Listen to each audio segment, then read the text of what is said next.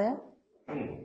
Саламатсыңарбы урматтуу студенттер? Бүгүнкү микроэкономика сабагынан өтүлүүчү темабыз талап жана сунуш теориясынын негиздери. Бүгүнкү темада каралуучу 3 маселе бар. Алардын биринчиси силерде экранда көрүнүп турат. Талап түшүнүгү, биринчи суроо талапка таасир этүүчү факторлор жана талап закону. Экинчи суроо сунуш түшүнүгү, сунушка таасир этүүчү факторлор, сунуш закону жана үчүнчү суроо талап менен сунуштун тең салмактуулугу.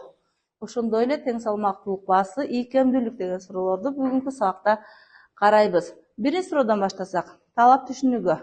Буга чейин эле бизде талап менен муктаждыктын, зарылчылыктын айырмачылыгын жакшы билесиңер. Муктаждык бул бир нерселерди талап кылуу.